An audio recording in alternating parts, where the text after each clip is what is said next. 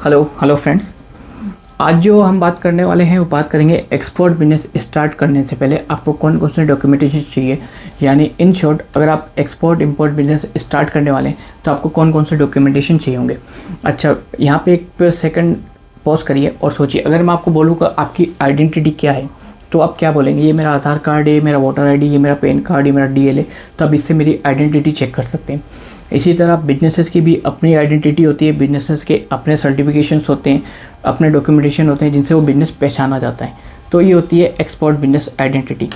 और आज की वीडियो में जो हम बात करने वाले हैं वो एक्सपोर्ट बिजनेस को बेसिक सेटअप करने वाले हैं, उसकी कंप्लीट डॉक्यूमेंट लिस्ट आज आपके साथ में शेयर करने वाला हूँ, मैं आपको बताने वाला हूँ। ठीक है। अच्छा, मेरे वीडियोस हमेशा आपको लंबे ही मिलेंगे, क्यों? इसका रीज़न होता है कि मैं एक ही वीडियो में उस टॉपिक के बारे में हर एक चीज़ आपको डिलीवर करना चाहता हूँ, ताकि आपको कोई अगला वीडियो ना देखना पड़े इसी बात के लिए। ठीक है। तो मेरे वीडियो में आप एंड तक बने रहिएगा और एंड तक बने रह लास्ट तक देखा करें। हमेशा आपको अच्छा वैल्यूएबल कंटेंट और रिसोर्स मिलेगा। इन केस आपको कुछ पूछना करना हो, कुछ सजेशन देने, तो कमेंट बॉक्स ऑलवेज ओपन है, आप मुझे कमेंट पास कर सकते हैं। ठीक है। अच्छा, अब आज की वीडियो में जो हम बात करने वाले हैं वो basic step by step export import business setup के बारे में बात करेंगे। सेकंड बात करेंगे डॉक्यूमेंटेशन एंड सर्टिफिकेशंस के बारे में कि कौन कौन से डॉक्यूमेंटेशन और सर्टिफिकेशन चाहिए होते हैं। तीसरी बात करेंगे कि बिल्कुल लो बजट में हमें काम करना है, क्योंकि हम बिगिनर्स हैं, हमारे पास इतनी अमाउंट नहीं है, हम इतना इन्वेस्ट नहीं करना चाहते। अच्छा, फोर्थ करेंगे online with website and digital presence, यानी हम हमारे बिजनेस को फिजिकल तो कर ही रहे हैं, हम इसको ऑनलाइन भी सेटअप करेंगे ताकि हम ग्लोबली इस इम्पोर्ट एक्सपोर्ट वर्ल्ड के अंदर आ सकें। ठीक है। अच्छा फ्रेंड्स, मेरा नाम सैयद इरफान अली है। मैं एक मर्चेंट एक्सपोर्ट और एग्री बिजनेस एडवाइज़र हूँ। ठीक है। पिछले 5 सालों से मैं इस इंडस्ट्री के अंदर हूँ। मेरी वेबसाइट SayyedIrfanali.com पर जाके आप मेरे बारे में कंप्लीट डिटेल जान सकते हैं। डिस्क्रिप्शन के अंदर भी सारे लिंक प्रोवाइड किए हुए हैं मैंने। अच्छा, वीडियो शुरू करते हैं। सबसे पहला आता है हमारा स्टेप नंबर 1, जहाँ हम बात करते हैं चूज़ दी राइट बिजनेस स्ट्रक्चर। अब हम एक एक्सपोर्ट बिजनेस की डॉक्यूमेंटेशन की स्टार्टिंग कर रहे हैं, तो स्टार्टिंग करने के लिए सबसे पहले हमें देखना होता है कि जो हम बिजनेस ओपन करना चाह रहे हैं इंडिया के अंदर, तो इंडियन गवर्नमेंट उसको किस तरह देखे। ठीक है। तो इसके लिए इंडियन गवर्नमेंट के अंदर हम प्रोप्राइटरशिप ओपन कर सकते हैं, सेकंड हम पार्टनरशिप ओपन कर सकते हैं, तीसरा हम 1% कंपनी ओपन कर सकते हैं, चौथा हम लिमिटेड लायबिलिटी पार्टनरशिप ओपन कर सकते हैं, पाँचवा हम प्राइवेट लिमिटेड की ओर भी बढ़ सकते हैं। तो इन 5 तरीके के बिजनेस मॉडल्स होते हैं जिससे हम हमारा एक्सपोर्ट इंपोर्ट बिजनेस को रजिस्टर करा सकते हैं, यानी हम अपनी फर्म रजिस्टर करा सकते हैं बिजनेस के लिए। क्योंकि आप प्रो टिप ये है, आप अभी इनिशियल लेवल पे, तो अपने को प्रोप्राइटरशिप के साथ ही जाना चाहिए। बिल्कुल कम इन्वेस्टमेंट के साथ ये फर्म खुल जाती है, इसका लीगली वजूद भी है, सब जगह मान्य भी होती है। ठीक है ना। तो और इसके कंप्लायंस भी कम है और लीगल फीस भी आपको कम देना पड़ेगा। क्योंकि आपका स्टार्टिंग है तो आपको प्रोप्राइटरशिप के साथ ही जाना चाहिए। अनलेस आपका प्रोडक्ट ऐसा है जो सिर्फ प्राइवेट लिमिटेड कंपनी ही सेल करती है, तो फिर आपको उस ओर जाना चाहिए या पार्टनरशिप की ओर जाना चाहिए। ये हमारा स्टेप नंबर 1 है। ठीक है। ये इसके नोट्स। ओके, शायद आपको प्रॉपर दिख रहा होगा। ठीक है ना। सेकंड आता है, जब हमने बिजनेस मॉडल के बारे में चूज़ के लिए हमें हमारा बिजनेस स्ट्रक्चर क्या होगा, तब कुछ चीज़ें जो हमें हमारे पास रखनी होगी, तो उसको बोलते हैं कंप्लीट योर KYC, यानी आपकी KYC कंप्लीट होनी चाहिए। आपका पैन कार्ड, आपका आधार कार्ड, आपका अगर घर से काम करना चाहते हैं तो घर का एड्रेस, अगर आप कोई पर्टिकुलर ऑफिस लेके बैठना चाहते हैं तो ऑफिस का एड्रेस, ऑनरशिप अगर आप घर से कर रहे हैं, अगर घर में भी आपने रेंटेड किया तो रेंट अग्रीमेंट, और ऑफिस आपने रेंट लिया तो रेंट अग्रीमेंट या फिर ऑनरशिप का सर्टिफिकेट आपके पास होना चाहिए।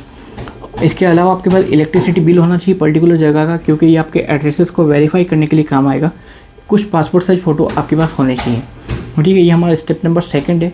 अच्छा, प्रो टिप ये है कि ये जितने भी डॉक्यूमेंट्स मैंने आपको बताए, ये सब डॉक्यूमेंट आप फिजिकल फॉर्म में भी अपने पास रखें और डिजिटल फॉर्म में भी अपने पास रखें, ताकि वक्त ज़रूरत के वक्त आप हमेशा इसको अपने साथ उसको दे सकें।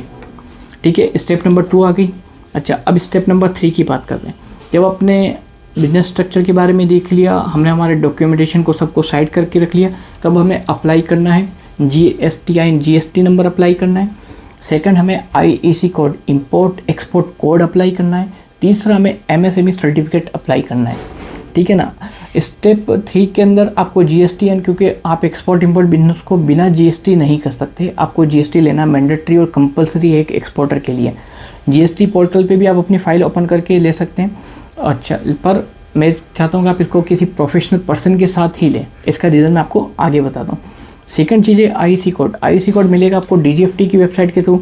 ये सीए भी आपको निकाल के दे सकता है, पर मैं आपको प्रेफर करूँगा कि आप particular CHA custom house agent, इससे जाकर ही अपना एक्सपोर्ट इंपोर्ट कोड, जो आईसी कोड होता है, ये निकलाएं। तो आपको पर्टिकुलर कस्टम हाउस एजेंट से ही अपना आईसी कोड निकलवाना चाहिए। इसका रीज़न मैं आपको आगे बताता हूँ। एक होता है MSME सर्टिफिकेट, ये आपका CA भी निकाल सकता है, आप भी निकाल सकते हैं, अपने बिजनेस को रजिस्टर करवा सकते हैं। पर मैं चाहता हूँ कि आप ये जितनी भी चीज़ें हैं ना, सब आप उधर बैठो, उधर मैं काम कर रहा हूँ ना, देखो, इसलिए आप उधर बैठो। आपके साथ मैं भी देखूं? नहीं, आप नहीं, आप यहाँ पे रहो। मेरा भतीजा यहाँ पे आता रहता, ठीक है। अच्छा, मैं आपको ये बोल रहा था कि हर चीज़ आप एक प्रोफेशनल पर्सन से लें। इसका सिराज प्लीज़ नहीं, ठीक है। इसका रीज़न ये होता है कि उस पर्टिकुलर चीज़ पर्सन से लेंगे ना, तो कभी आपको फ्यूचर में प्रॉब्लम आ गई, जैसे आपको प्रॉब्लम आई GST डिपार्टमेंट वालों के साथ आ गई, वो बोलेंगे आपको प्रोफाइल वेरीफाई कराओ, वो आपको पहचानेंगे नहीं, आप CA नहीं हैं, आप डिपार्टमेंट के चक्कर काटेंगे। लेकिन एक प्रोफेशनल पर्सन वही काम आपका मिनटों में कर सकता है। आप एक कस्टम हाउस एजेंट से अपना आईसी कोड निकलाते हैं। सपोज़ करिए कल को आपको कस्टम डिपार्टमेंट जाना है, आपको कोई डॉक्यूमेंट देखनी है, कस्टम का प्रोसीजर देखना है, तो बंदा आपको हेल्प करेगा, क्योंकि आपने उससे काम लिया है, ठीक है, आपने उसको काम दिया है। सेम MSME सर्टिफिकेट का अपने इंडिया में प्रोफेशनल चार्ज बहुत लिमिटेड है, ठीक है। मैं आपको नहीं कह रहा हूँ बड़ी बड़ी लिमिटेड कंपनियों के पास जाके अपने सारे डॉक्यूमेंटेशन बनाएं।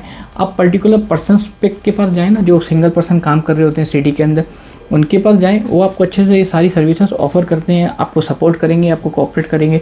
अगर आप कहीं अटकते हैं तो आपकी हेल्प आउट करेंगे, ठीक है। ये मेरा स्टेप नंबर 3 और आपके लिए गाइडेंस।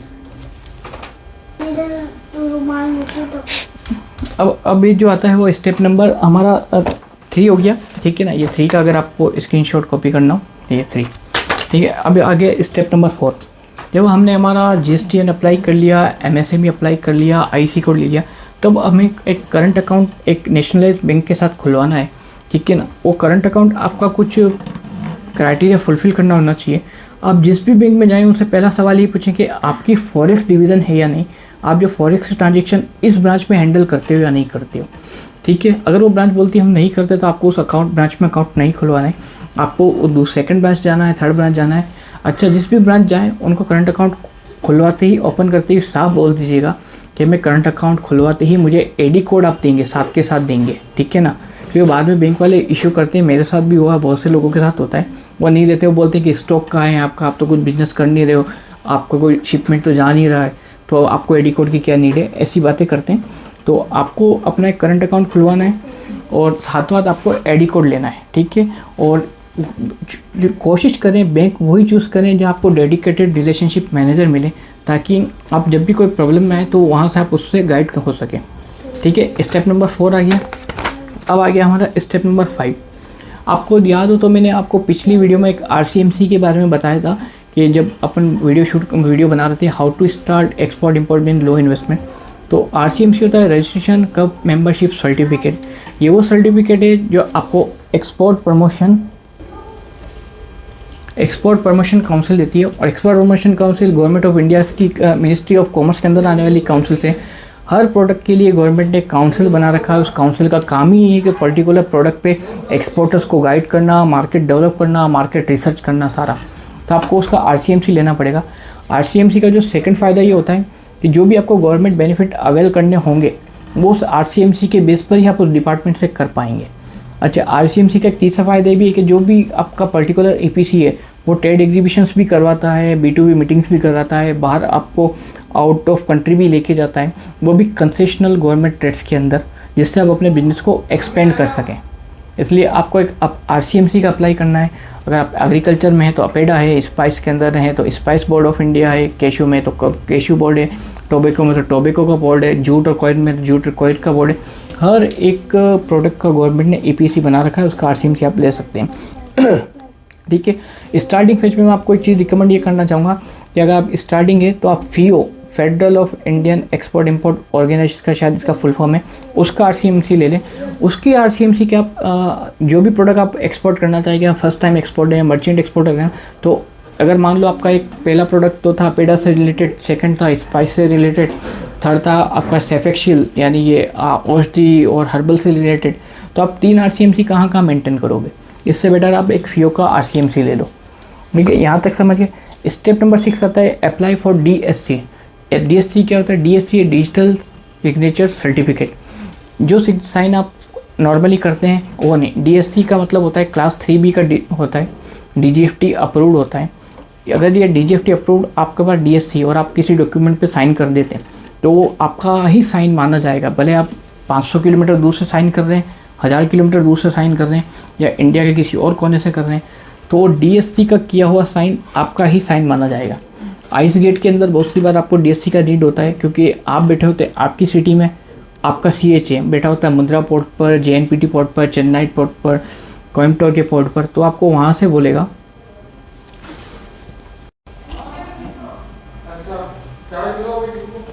ठीक है। ये है डिजिटल सिग्नेचर सर्टिफिकेट। अपने CAC भी बनवा सकते हैं, ई-मुद्रा वेबसाइट से भी बनवा सकते हैं, अलग अलग जगह से आप इसको बनवा सकते हैं। ठीक है, अच्छा अब इसके बाद आता है स्टेप नंबर 7 जो बोलता है अप्लाई फॉर सर्टिफिकेट। यानी अब आपको इंडिया के अंदर वो सर्टिफिकेशन लेने हैं जो आपकी प्रोडक्ट के ऊपर इंडियन में लगते हैं। जैसे अगर आप फूड इंडस्ट्री में काम करते हैं तो आपको लगेगा FSSAI का सर्टिफिकेट, FSSAI का सर्टिफिकेट।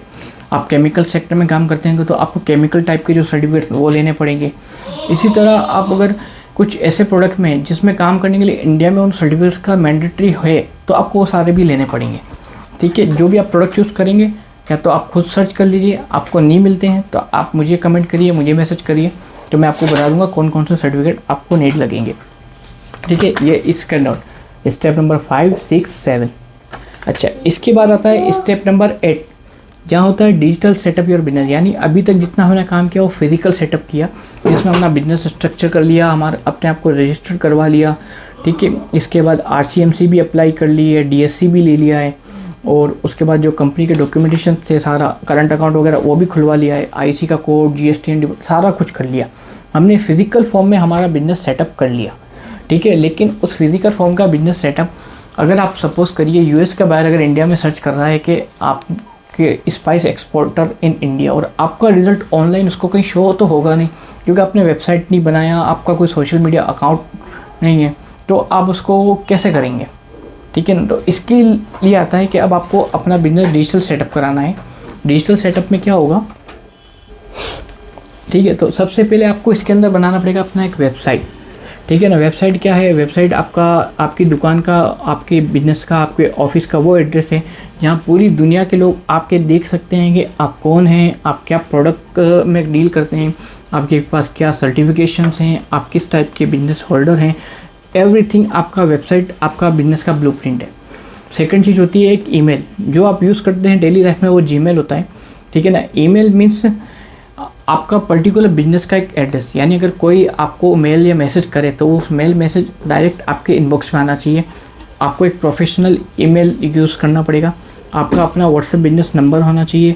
सोशल मीडिया के अपने अकाउंट और प्रोफाइल होने चाहिए सेम नाम से। ठीक है, गूगल माई बिजनेस में आपका बिजनेस लिस्टेड होना चाहिए, ताकि जब भी कोई इंटरनेशनल बायर उस चीज़ के बारे में सोचिए, पर्टिकुलर सिटी के अंदर देखना चाहे, तो उसको आपके रिजल्ट सबसे पहले मिले। इसी तरह आपको अपना एक digital catalogues, digital brochures, visiting cards वगैरह ये सब भी बना के रखने पड़ेंगे। साथ ही साथ आपको अपना लोगो, ID कार्ड, बिजनेस का बिल बुक और अदर डॉक्यूमेंटेशन और लेटर हेड, ये सब कुछ सेटअप करके रखना पड़ सकेगा। ये होता है स्टेप नंबर 8। ठीक है, डिजिटल सेटअप योर बिजनेस। चलिए, अब यहाँ तक आप समझ गए, डिजिटल सेटअप हमने कर लिया हमारे बिजनेस का। ठीक है फ्रेंड्स, तो यहाँ तक हमने हमारा बिजनेस को फिजिकल सेटअप भी कर लिया, डिजिटल सेटअप भी कर लिया। ठीक है, अब आपको लगेगा 12-13 मिनट के अंदर पूरा बिजनेस सेटअप कर लिया। तो फ्रेंड्स, आप एक चीज़ को मान के रखना कि जब भी आप स्टार्टिंग करेंगे, जो आपका फर्स्ट डे होगा, उस फर्स्ट डे से लेके 6 मंथ तक, आप 6 मंथ या 4 to 6 मंथ आप काउंट करके रखना कि आपको इतना टाइम तो जाने वाला है आपके बिजनेस सेटअप में। जहाँ फिजिकल सेटअप से लेके डिजिटल सेटअप तक अपने बिजनेस की पूरी एक पाइपलाइन सेट करेंगे, इतना टाइम तो आपको डेफिनेटली जाएगा। ठीक है, अच्छा स्टेप 9 आता है हमारा पोर्ट का रजिस्ट्रेशन। ठीक है, अब आप सपोज़ करिए आप एक्सपोर्ट डील करने वाले हैं, आपका शिपमेंट जाने वाला है, तो शिपमेंट जाने से पहले आपका ID कोड और आपका बैंक आपके पोर्ट पे यानी आइस गेट की वेबसाइट पे रजिस्टर्ड होना चाहिए। इसके बिना आप एक्सपोर्ट इंपोर्ट नहीं कर पाएंगे। ठीक है। तो आपका जो एडी कोड है वो बैंक या आप अपने CHA को बोलें और या खुद भी कर सकते हैं अपने हाथ से। अपना आइस गेट पर अपना एडी कोड यानी जिस भी पोर्ट से आपका माल जाने वाला है या आने वाला है वहाँ पे अपना एडी कोड रजिस्टर्ड कराएंगे और अपना बैंक अकाउंट आइस गेट में वेरीफाई करेंगे। जो भी गवर्नमेंट की आप फ़ायदे उठाना चाहते हैं, जो आपको गवर्नमेंट दे रही है, वो सारा कैश के फॉर्म में इसी बैंक अकाउंट पे जमा होगा। तो ये भी वेरीफाई करना होगा। तो इस तरह आपका पोर्ट रजिस्ट्रेशन और आपका बैंक रजिस्ट्रेशन एक स्टेप नंबर 9 है, जो आप खुद भी कर सकते हैं और CHA के थ्रू भी कर सकते हैं, ठीक है। अच्छा, यहाँ मैं आपको बात करना चाहूँगा हुर्रे अब आपका बिजनेस चलो इस 9 स्टेप कंप्लीट करने के बाद 4 से 6 महीने लगाने के बाद आपका बिजनेस सेटअप हो चुका है, ठीक है। मुबारक हो आपको, ठीक है, बहुत बहुत मुबारक। अब आप बोल सकते हैं कि हम एक एज अ इंडियन एक्सपोर्टर हैं, क्योंकि अब आपका प्रोफाइल पूरा सेट है, आपके पास डॉक्यूमेंटेशन सर्टिफिकेशन सारे अवेलेबल हैं, एवरीथिंग इस बिज़नेस के लिए आपके पास अब अवेलेबल है, ठीक है ना। ये है हमारा स्टेप नंबर 9, ठीक है। अब मैं आपसे पूछना चाहूँगा कि जो 1 मिनट का वीडियो बनाते हैं, 2 मिनट का वीडियो बनाते हैं और बोलते हैं कि एक्सपोर्ट बिजनेस स्टार्ट कर लो, तो दोस्त एक्सपोर्ट बिजनेस ऐसे स्टार्ट नहीं होता है।